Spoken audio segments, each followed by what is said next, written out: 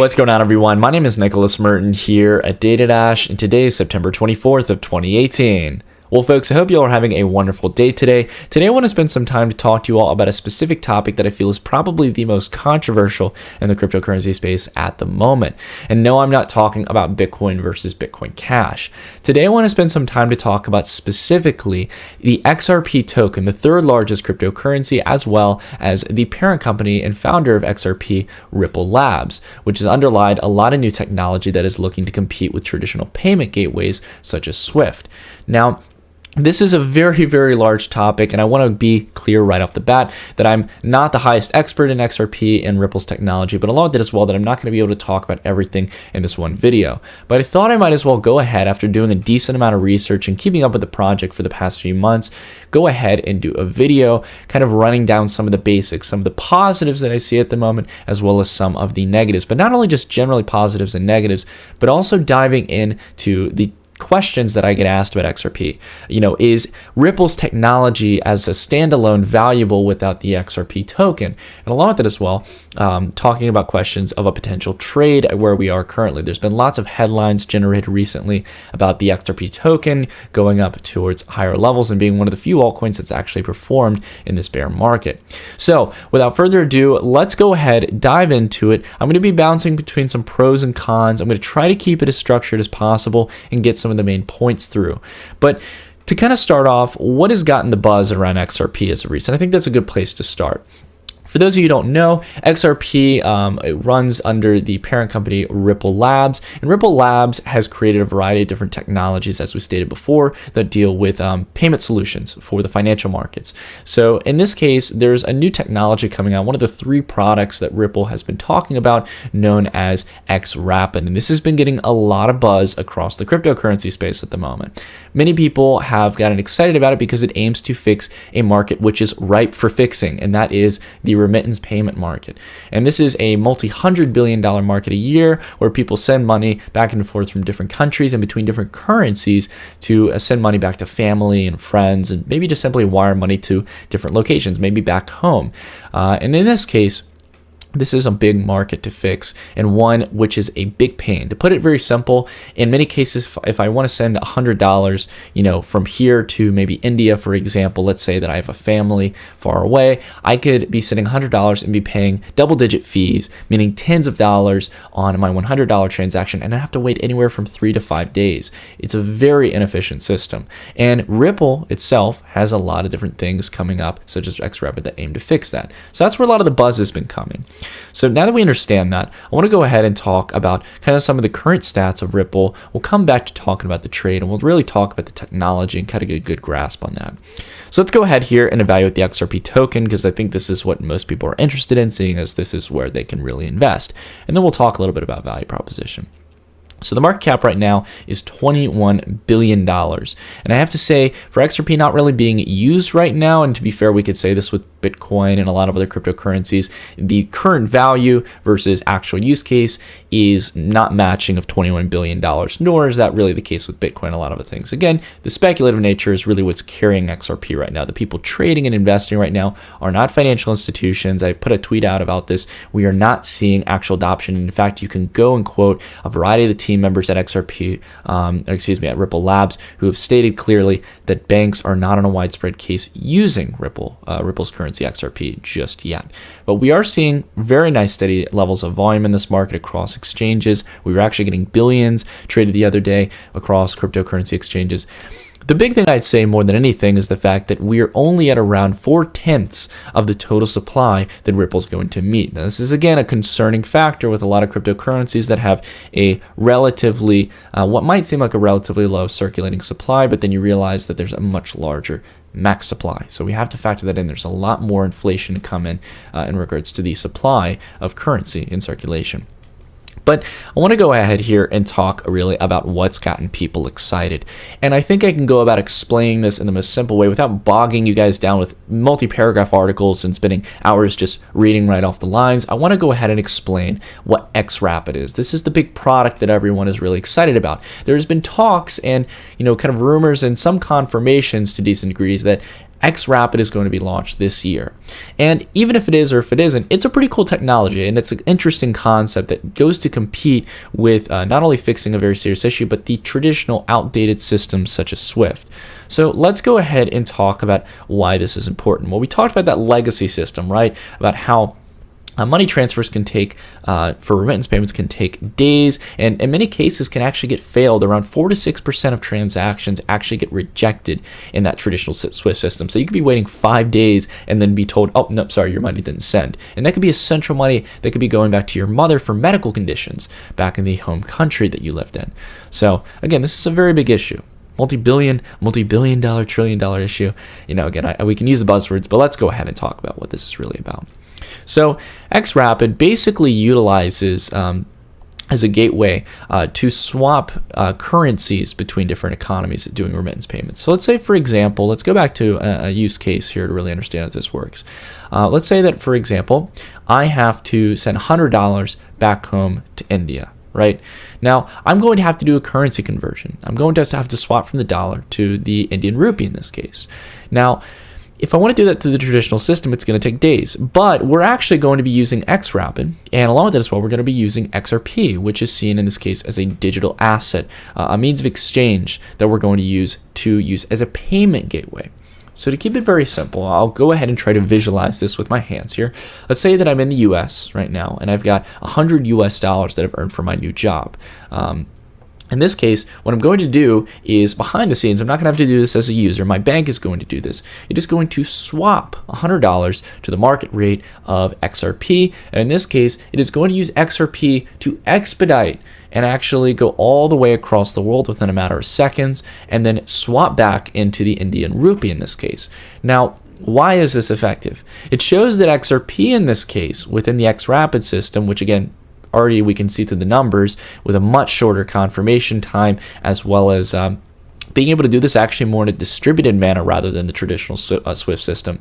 In this case, we not only have a huge value proposition, but it also brings a value proposition of utility for XRP. XRP, in this case, reduces costs and allows people to, in the case, shift money to a variety of different financial institutions that are using the Ripple network and using XRP as a payment gateway to send money across the world much faster and much cheaper. So this benefits banks, in this case as well, also allows for quicker money transaction, benefiting both the bank in the sense of its cost, but also the user or the users in this transaction. So I can definitely see a value proposition here in this case, especially with how large the market is. And basically what I think people are getting to the conclusion on is that in this market, if Ripple were, for example, or XRP in this case, and actually I guess we would say Ripple as a total, if Ripple was able to get its technology in 25% of the remittance payment companies here, and they end up using XRapid and utilizing the XRP token for some of these transactions, that every matching transaction, every $100 transaction or $10,000 transaction or $100,000 if not $1 million transaction would have to be matched with XRP, a purchase of XRP on exchange to send it and then obviously convert back to the other currency. And this is going to hopefully provide liquidity for the XRP market and demand for it in this case. Now again, we don't have an absolute confirmation that this is going to be the case, and that with the drastic supply that there is, that there's going to be a sharp level of demand to really push up the price here. Now we can do rough math. We can assess that obviously at the current price right now, if we did tackle the entire hundreds of billions of dollar market that the remittance payment market is, that there would definitely be a price hike for XRP if XRP is the underlying gateway for transacting value over XRapid in this case. So again, that's what people are betting on here. It's a very, very, I would say very high risk, but at the same time, if you believe in the fundamentals, straightforward bet that you're placing here if you're holding XRP. And we can see here, for example, Ripple's technology does provide some savings. Again, I think what gives XRP the benefit of the doubt here is the fact that there's such an inefficient system that it's competing against. SWIFT is completely outdated. It's from the 70s and has been in place for quite some time. And companies have actually not only not competed to build a more efficient system, they've been gouging their clients here. As we all know, I've been talking about Western Union and all the remittance payment companies. they have been absolutely terrible to their client base, and they haven't been working towards investing the money they're making towards better systems, at least from what I've been able to see. So you can see here, there's a lot of great calculators online that you can utilize to try to measure how much you would save on Ripple, how much banks would actually realize and actually reduce cost from using Ripple's technology compared to traditional systems such as Swift. And I got to be fair here. The one thing that we talk a lot about in the crypto space, and I got to say people tend to ignore with Ripple, to be fair, is that a lot of people ignore the clientele that they work with. They work with over a well-respected 100 different institutions at the moment, and that number has continued to grow. I have to be fair, they have done a very nice job at getting in the hands of a variety of not only well-established banks, but also payment providers here in the United States, but also on the other end, in the eastern part of the world. Now, you'll see that a lot of these banks and companies we don't recognize, and that's actually a good thing because of the fact that there are some companies here that need to be on the other side. It's a two-way street. If we can get partnering companies not only in the western part of the world, predominantly the United States and Europe, but also in the eastern part of the world, you can actually have Ripple's value proposition come into play, right? You have both sides playing into Ripple's technology. So again, very interesting. I'll leave you off again, guys, with a few resources here to keep in mind. I'll put a lot of different things down in the description where you guys can kind of make up your own mind to see this work real time. But they actually showcased between ATB and RiseBank, ATB being a Canadian bank and RiseBank being a German bank, a actual transaction using the Ripple wallet here. And you can see how, for example, it's a transaction of 1,000 Canadian dollars into 679 euros. And they were able to do this within about 8 seconds on the application, and they were able to use Ripple's technology in real time. So it's pretty fascinating. I got to give it, again, I've talked positively about Ripple's technology. I don't doubt that this is going to be much more efficient than Swift. And along with that as well, they have a new conference coming up in San Francisco on October 1st, and that is the Swell Conference. This has been talked about for a while. I posted a tweet about it because look, I'm not going to rail about it too much, but they've got Bill Clinton speaking. I don't really get what Bill Clinton knows about remittance payments. Again, I know he's ran a foundation in the past. I'll keep my political views out of this. Anyways, you can see here that they've got most of the Ripple team coming through and speaking here. I'll see if we can go here to speakers and agenda. You can see that they've got a good foundation of people. For example, Brad Garlinghouse, who's actually the founder and the CEO of Ripple, coming into the event, and a variety of different speakers speaking on a variety of the different points with Ripple and how they've progressed with the technology and adoption. So now that we've talked about all this, I want to spend some time to summarize everything and then talk about the trade. I think this is what most people are really interested in, to be fair. Let's go ahead and talk about the pros. Ripple, it's got a lot of great partners. It's got some really interesting technology. And along with that as well, tying in with XRP, not Ripple, XRP, there does seem to be some utility there. There are stated benefits. You get cost reduction by using XRP on the network. You get faster confirmation. There's a lot of benefits there with using the XRP token. But let's go ahead and talk about the cons here, okay? We've seen that there's a growth rate of adoption. We've got Swell coming up, all these things, and real banking partnerships. The con here that we have to factor is that we really don't have a full-on measurement of evaluating XRP. It is still highly speculative right now, and it's the reason right now, until we get XRapid being utilized, we won't really know how to value that until we get a really good test of, XRapid launching onto the market. There's no means of actually evaluating the value proposition that XRP serves as a simple payment gateway. That's all it's being used as. It's not being seen as a currency that I'm going to want to hold and pay for goods like Bitcoin or Litecoin. It is simply a technology in this case, a way to transfer value very fast over the network. And there is some value to that. There's utility to it. But it's a question of how you deem the value of one token in this case, right? So again, I think we'll have different arguments from different people. We just don't have a means of doing that right now, which leaves this to be very speculative. Ripple's network can be highly effective, but it could be that there's such a large supply of tokens that really we don't get a high value for it. It might be diluted amongst all the supply out there. And not to mention as well, we need to talk about the fact that right now, as we stated at the beginning of the video, that no banks at this moment, from at least what I know, are buying mass droves of XRP tokens. Not at the moment. We just don't see it in the volume right now. Now, there has been some high volume, but it is not to the scale of what these remittance companies would be going through and buying. And not to mention, as I've stated, again, the team at Ripple Labs has stated that there is not mass adoption right now of digital assets, and specifically the XRP token. We do not see it yet. Now with XRapid, that might change. And that's where the bet comes in here that many people could place. So I'm going to stop my rambling. I'm going to spend some time and focus in here on the question, should you buy XRP? Well, again, as always, guys, this is not financial advice. I cannot dictate what you guys do with your money. And again, you should go out and do your own research.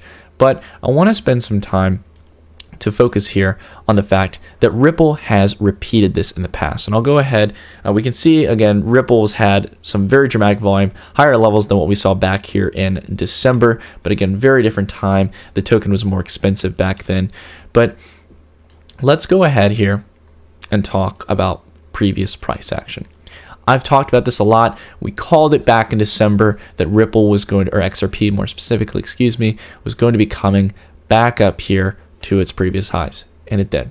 Okay, this is what's known as a momentum play, guys. Whether you believe in Ripple fundamentally, as whether you believe in its technology or you believe in the utility of the token, no matter what, we have to understand that this is a momentum play, and historical charts tend to show us that price action repeats itself. So, with the bounce that we got here, could it be that we're going to be moving higher? Not to mention, with the majority of the gains actually being held here on Ripple, as we can see in the past, there has tended to be a slight correction for a few days and then a continuation. Could we be seeing higher moves? If we are going to be seeing higher moves, I'll go ahead and share my opinion on this, guys. It's going to be here over the next 24 to 48 hours. If we don't get that, if we don't hold, for example, at the 200-day moving average, to me, it's going to be much more similar to the bump we got back here in April. And I think that if we don't get a very serious announcement here at Swell that's going to carry this higher and hold the majority of its gains, I think Ripple's going to come probably close to back down to where it was beforehand. And I'm not going to say a pump and dump. I don't want to make any accusations of that. But I do want to say that, again, it's on a very short time frame here. We need this to hold on the 200-day moving average to come down and hold support on a key indicator like that. And then going into October 1st, which is when the Swell conference is in less than a week, that's where we're going to have the moment, the potential catalyst to carry this forward, or the catalyst that's going to knock this right back down to its lows. So my trade on this is very simple. I'm going to be watching XRP going in to the Swell conference. I'll potentially build a position into it if it comes down and holds support on the 200-day beforehand, and have a relatively tight stop towards the 200-day. Now, that all depends on your risk to reward profile, guys. If you don't want to get stopped out and then see it rally, you might want to be a little bit more lenient with it and give your stop some room from the current price that you buy it at. But again, depends on your risk to reward profile. It's not very hard to calculate. You see how much you have at your stop. So let's say, for example, you want to set a 10% stop loss. If the price goes down for 10%, you close out your position, you lost 10%. Whoop-de-doo. But if you potentially don't get that triggered and have a sell order, maybe, for example, revisiting the highs or going up to previous levels, if there's some massive partnership announcement of something of that sort that could carry it back to those previous Bitcoin comparative highs, you can make a decent profit in that case. That's just simply the fact in regards to the current price of where it would be at. And then obviously with positive news, it could carry it higher. So that's how I would recommend playing the trade, guys. In my personal opinion, again, it's not financial advice. You got to decide it for yourself, but that's how I would generally go about doing it. Again, giving some more thought into it and seeing the value proposition that people are trying to bring up, I can see where XRP is getting its fans at the moment. And I want to be, as much as I'm an anti-banker kind of guy, I believe that we don't really want banks in this cryptocurrency space. More than anything, I like seeing efficiencies rotted out. And I would love to see some of the monopolies in the overcharging of the remittance market getting knocked out of the system and actually bringing costs down, bringing more efficient transactions. And if Ripple can do that, so be it.